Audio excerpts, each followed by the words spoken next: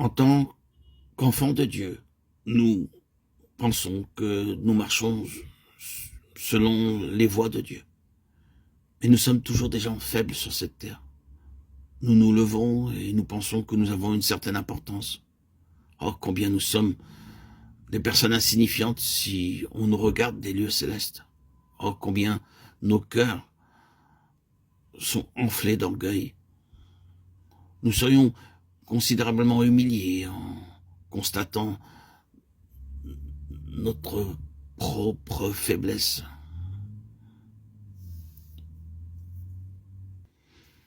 Nous nous sentirions si ridicules, si stupides, remplis de honte, de stupeur en voyant de haut ce que nous essayons de paraître en façade aux yeux des autres.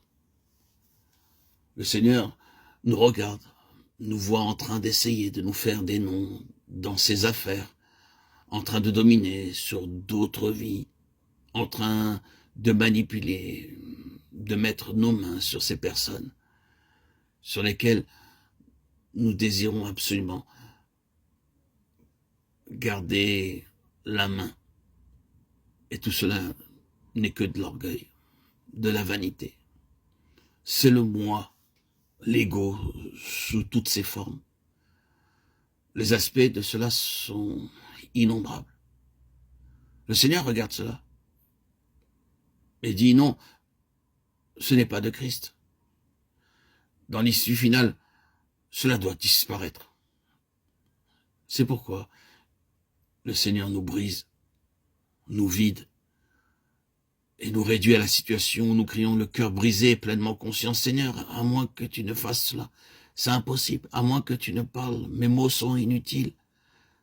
C'est pourquoi que le Seigneur œuvre ainsi. Dans sa souveraineté, le Seigneur veille à ce que nous nous heurtions à beaucoup de choses pour nous maintenir humbles. Le Seigneur nous maintient humbles par le moyen de personnes difficiles qu'il place autour de nous et qu'il n'ôte pas, bien que nous pleurions beaucoup auprès de lui pour qu'il le fasse. Même si en elles-mêmes, elles sont une menace apparente aux intérêts du Seigneur et ont entièrement tort. Elles servent à nous maintenir humbles et dépendants. Le Seigneur fait cette sorte de choses tout en accord avec cette loi que tout en nous doit être de Christ. Pour Dieu, Christ remplit l'univers. S'il voit quoi que ce soit qui n'est pas de Christ, cela ne peut pas avoir de place.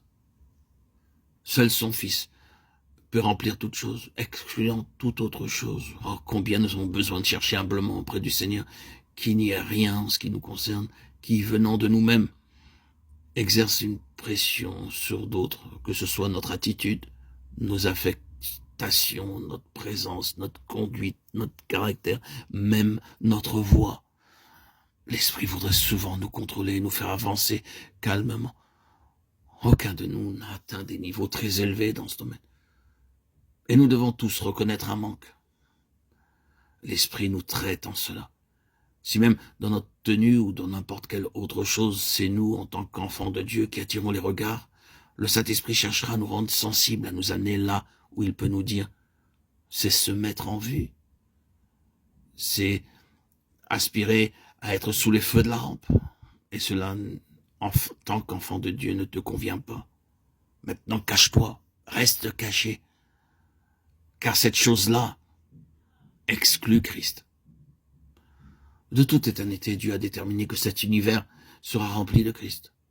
L'homme céleste, par cet homme céleste corporatif uni à lui, sa tête, il se débarrasse du juif en nous, du grec en nous, et nous constitue selon Christ, nous conformant à l'image de son Fils.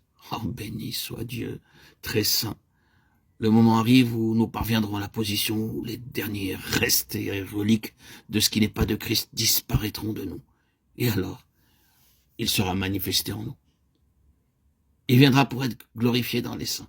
C'est Christ qui doit être glorifié, pas nous. Néanmoins, la relation est très étroite par le fait qu'il doit être glorifié en nous.